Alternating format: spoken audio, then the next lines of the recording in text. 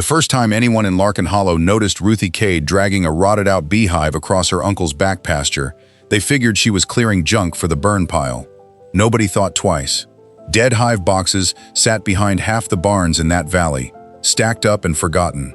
Some chewed hollow by wax moths, some caved in from 10 winters of rain nobody bothered to shed. Ruthie had asked 4 farms if she could haul their old boxes away, and all 4 said yes without blinking, because who in their right mind wants a busted stack of dead bee equipment taking up barn space? But she kept asking. A 5th farm, a 6th. By the time the last snow slid off Coil Ridge that spring, 16-year-old Ruthie had collected 47 abandoned hives and lined them up in crooked rows behind her family's hay barn, like she was building something the whole hollow could see and nobody could explain. Her grandmother caught her out there one evening, arms crossed, squinting at the rows like they might rearrange themselves into an answer. "What exactly is all this, Ruth Ellen?" "Still working it out," Ruthie said, and went back to scraping mold off a lid. That wasn't an answer. It was the only one anybody got out of her for a long while. Larkin Hollow was the kind of place where secrets had a shelf life of about 4 days. It sat 2 hours off the interstate, wrapped in dairy pasture and orchard land that had passed hand to hand through the same handful of families for generations. The Cades ran cattle and hay on 60 acres, modest, unglamorous, the kind of operation that survived on early mornings rather than luck. Ruthie had grown up doing chores before the bus and chores after it. Nothing about her stood out. Steady grades, steady attendance, the sort of kid who watched how a thing worked instead of asking to be told. Which made it stranger, later, when she started showing up at the feed store, asking old men about bees. It began with Dot Sherrill, who'd kept 40 hives back before her knees gave out. Ruthie's questions weren't small talk. She wanted to know why a hive could look fine on Tuesday and be a silent, empty box by Friday. What it meant when foragers came home with nothing on their legs. Dot, flattered that a teenager cared about something she'd shelved half her life ago, talked for 2 hours straight. Then Ruthie started hauling boxes. Every farm had its own version of the same story. The Okafor place lost 3 colonies 2 winters running and never had the stomach to try again. The Pruitt hives just emptied out one August. Queen still there, brood still there, honey untouched, workers simply gone. The way colony collapse does it. No clean cause anybody could point to. Some boxes had wood rot. Some had been torn open by raccoons hunting larvae in the dead of night. All of it got called worthless. One of the Pruitt boxes turned out to be sound underneath the grime. It became the first hive Ruthie ever brought back. Proof, before she fully believed it herself, that something written off could still have use left in it. Her best friend Marisol cornered her about it while they were stacking hay bales. "You are not seriously starting a bee farm out of garbage boxes." "Working on it. That's not an answer." "It's the only one I've got." Marisol let it drop, mostly because Ruthie had a look. Jaw set, eyes somewhere past the conversation. That meant the discussion was over whether Marisol liked it or not. What nobody knew was that Ruthie carried a composition notebook everywhere, its cover gone soft from her back pocket, filled with diagrams, library notes, questions copied out in a cramped hand. And one name circled twice. Odessa Marsh, 78, a retired commercial beekeeper who'd once run 200 colonies before her hands stopped cooperating and her son made her promise to quit. Most kids in the Hollow steered clear of Odessa's place. She had a reputation for not suffering fools and a dog that matched it. Ruthie showed up on a Saturday anyway, notebook in hand, and asked the question that had been eating at her for weeks. "Could you bring a dead colony back using bees from a healthier one?" Odessa studied her for a long moment. "Depends what killed it. Sit down." That was the start of it. Over the next months, Odessa became teacher, critic, and occasional wall to throw ideas against. She taught Ruthie to read a frame like handwriting, a tight, spiraling brood pattern meaning a strong queen, a scattered, patchy one meaning trouble brewing. "Most of what kills these hives isn't some mystery," Odessa told her, turning a salvaged frame under the porch light. "It's neglect. Bad airflow cooks them in summer. No insulation starves them by February. People stack a box, walk off, and act surprised when the bees don't forgive them for it. Bees don't fail. People fail bees." Ruthie's first attempt at introducing a new queen went sideways. She rushed the release. The workers didn't recognize the scent yet, and the colony killed her inside a day. Odessa didn't soften it. You hurried. They don't care how excited you are. You cage her. You let them get used to her a few days, and then you let her out. Ruthie rebuilt her plan around patience she didn't naturally have. She started with 3 of the sturdiest salvaged boxes, filled them with small starter colonies bought off a supplier 2 counties over, and did the unglamorous work, patching rot, scraping burnt-out frames, torching the inside of every box to sanitize it before anything new went in. A habit Odessa swore by. By early summer, those 3 hives were humming.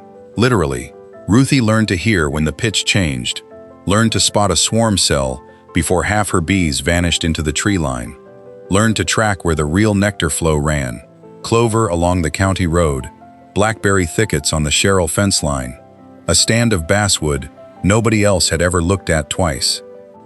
Word traveled the way it always did in a small place, not all of it kind. A couple of the older ranchers joked the Cade girl had lost her mind messing with bees when there was real work to do. Her uncle asked, half serious, if she needed to see somebody about it. Her mother mostly stayed quiet and let her work. Not everyone was dismissive, though. Mrs. Kowalczyk, who ran the elementary garden club, started stopping her on Main Street with questions. Cheryl began wandering over on weekends just to look, arms crossed, nodding at something she couldn't quite name. Marisol started showing up too, getting stung often enough that she stopped complaining about the smoker.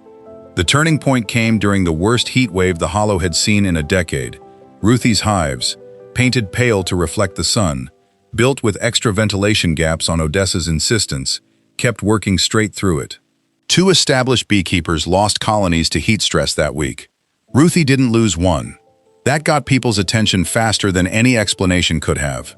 By late July, she'd split her 2 strongest hives and folded in more salvage rebuilds, pushing past a dozen working colonies.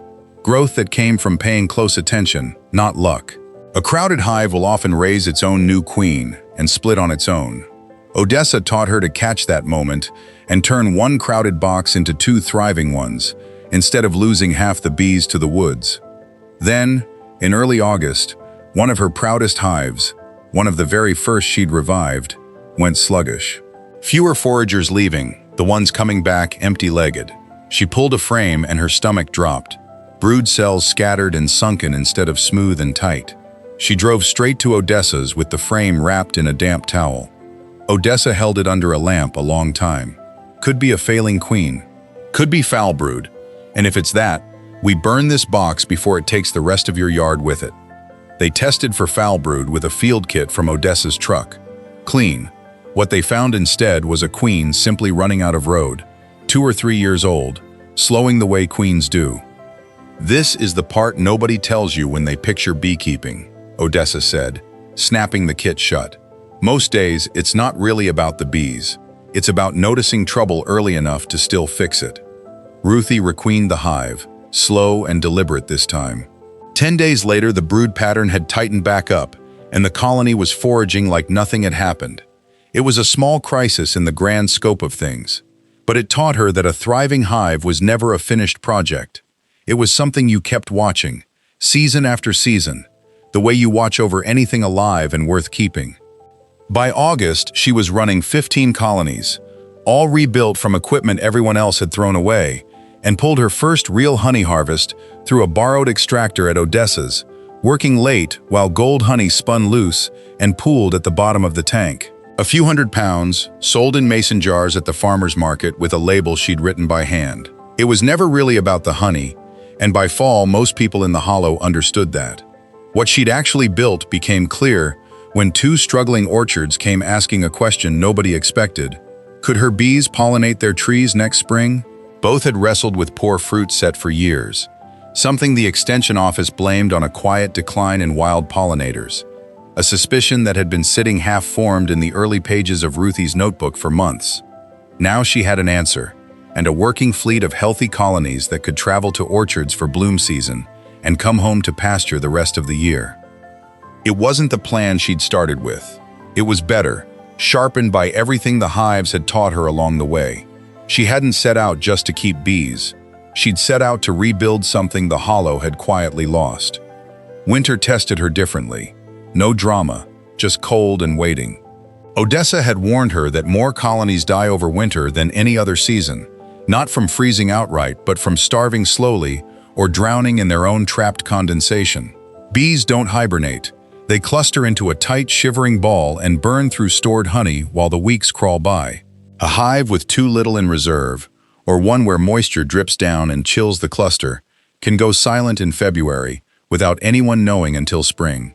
So in November, Ruthie went through every box by hand, weighing honey stores, wrapping insulation, cutting small upper vents so moisture had somewhere to go, fitting mouse guards on every entrance.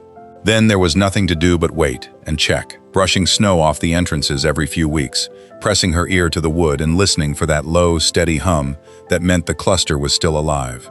Some nights the silence scared her more than any disease had. When the first warm days of March finally came and she pried open the first lid, the colony was right where she'd left it, smaller, worn thin by a hard season, but alive, the queen already laying a fresh ring of eggs at the center of the frame. Every hive made it through.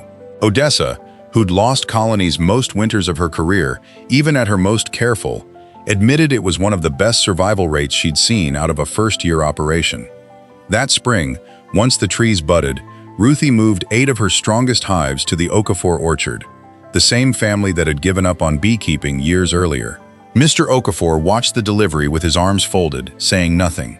He'd taken to stopping by the Cade place over the winter, never staying long, asking 1 or 2 questions before he left, the closest thing to curiosity he let himself show.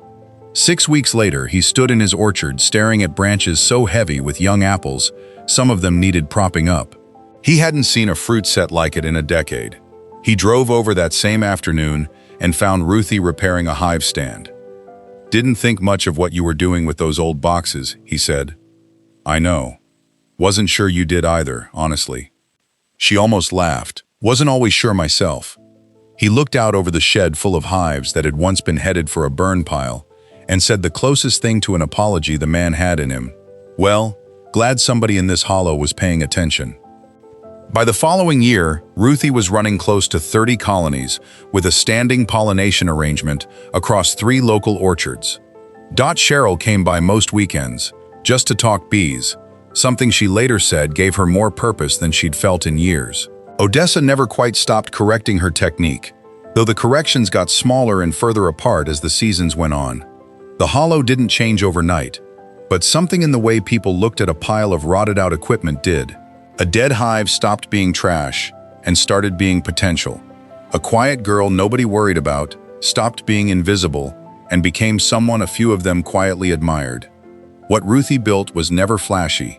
No overnight windfall, no viral moment. Just a small, patient system of rescued hives, healthy colonies, and orchards heavy with fruit again. Proof that most of what a place writes off as worthless just needed someone willing to look closer and ask why, instead of assuming they already knew. She still carries that notebook, 3 years of entries now instead of a handful of sketches. And every spring, when the orchards bloom and the hum of her bees fills the hollow air, a few more people remember exactly why they used to doubt her, and exactly why they don't anymore.